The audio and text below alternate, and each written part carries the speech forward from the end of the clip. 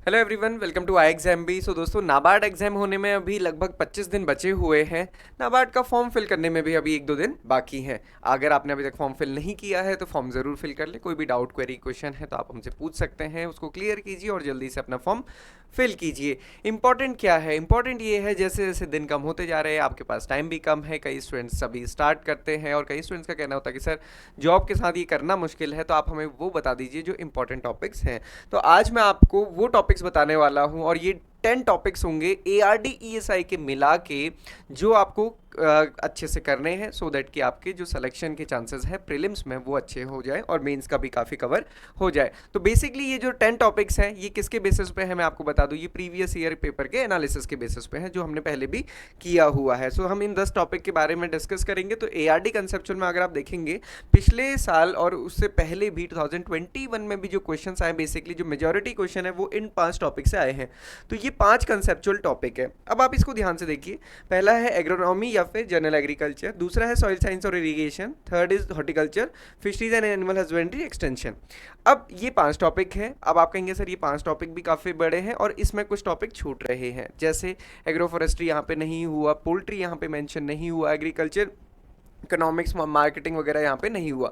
तो बेसिकली आपको भी पता है जब टाइम कम होता है तो हमें कुछ ना कुछ छोड़ना पड़ता है, क्योंकि हर एक चीज़ की आपके टाइम की एक अपॉर्चुनिटी कॉस्ट है। तो उसको ध्यान में रखते हुए आपको कम से कम वो टॉपिक्स अच्छे से करने हैं जो टॉपिक से क्वेश्चंस बहुत ज़्यादा आते हैं। अब यहाँ पे मैं कुछ चीज़ें बता दूँ, जैसे ये वाला टॉपिक है एनिमल हस्बेंड्री और फिशरीज़। यहाँ पे बहुत सारी स्पीसीज़ हैं, ब्रीड्स हैं, जिनको याद करना अगेन बहुत डिफिकल्ट है। सिमिलरली पोल्ट्री आप देखेंगे वहाँ पे बहुत सारी ब्रीड्स हैं जिनको याद करना मुश्किल है। तो ऐसे में आपको क्या करना है, इनमें जो बेसिक टर्मिनोलॉजी है जो यूज़ होती है वो हमें यूज़ करनी है और उसके बाद फिर आपको ब्रीड्स को थोड़ा सा छोड़ देना है और केवल जो टर्मिनोलॉजी है उससे रिलेटेड चीज़ें हैं वो आपको कवर करनी है। सिमिलरली एग्रोनॉमी और हॉर्टिकल्चर में भी यही करना है। ये पहले जो क्वेश्चन आए हैं उसके टॉपिक्स यहाँ पे दिए हुए हैं। देन उसके बाद अगर आप देखेंगे डायनामिक पार्ट में, तो 5 टॉपिक हो गए कंसेप्चुअल जिनको आपको करना है। कुछ टॉपिक आपके डेफिनेटली छूटेंगे, वो फिर आपको थोड़ा सा ध्यान देना है।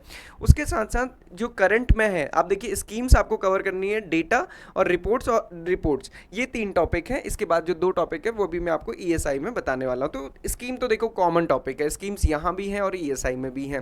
तो हमारे 5 कंसेप्चुअल टॉपिक है। अब इनको कैसे आपको कवर करना है, तो मेजरली अगर आप देखेंगे ये 3 टॉपिक होते हैं। एक होता है स्कीम्स, दूसरा है रिपोर्ट्स और तीसरा है डेटा।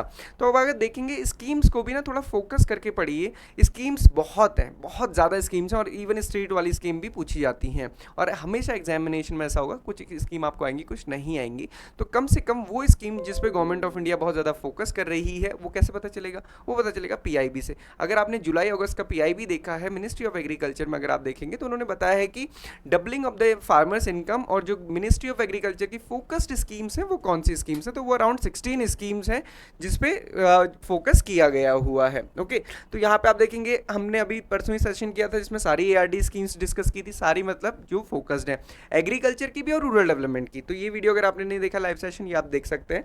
और इसके साथ साथ जो करंट अफेयर्स है पिछले 6 महीने का वो हमने कल ही डिस्कस किया था। तो इसके थ्रू आपका जो स्कीम वाला पार्ट है वो कवर हो जाएगा और करंट अफेयर वाला। और उसके साथ साथ आप देखेंगे जो डेटा है उसके लिए हमारा कल सेशन होने वाला है, तो इसको आप ऐसे भी कवर कर सकते हैं। कहने का मतलब ये है कि direct to the point approach लेके चलेंगे और बार बार रिवाइज करेंगे तो ज़्यादा बेनिफिट होगा, रादर देन कि लंबे लंबे सेशंस या फिर बहुत लंबे लंबे PDF पढ़ने से या फिर उनको इकट्ठा करने से फ़ायदा नहीं होगा। देन ESI में भी देखेंगे तो स्कीम एंड डेटा भी हमने डिस्कस किया। उसके अलावा यहाँ पे जो रिपोर्ट्स एंड कंसेप्चुअल पार्ट है इसको थोड़ा सा फोकस करना है। तो ये मिला के 10 टॉपिक्स यहाँ पे होते हैं। अब आप कहेंगे 10 टॉपिक्स में भी कितनी सारी चीज़ें आ गई, तो नो डाउट उसमें बहुत सारी चीज़ें आ गई। जैसे स्कीम अपने आप में एक बहुत बड़ा टॉपिक है और ARD की स्कीम्स एंड ESI की स्कीम्स बहुत सारी स्कीम्स हो जाती हैं। फोकस ये करना है जो फ्लैगशिप स्कीम है, मेजर स्कीम है, एम्बिशियस स्कीम है गवर्नमेंट ऑफ इंडिया की, उस पर आपको वर्क करना है। आप देखेंगे कोर्स में भी स्कीम्स को हमने कैटेगराइज किया हुआ है, रेड फ्लैग मार्क किया हुआ है किसको आपको कितना ज़्यादा फोकस करना है। ओके,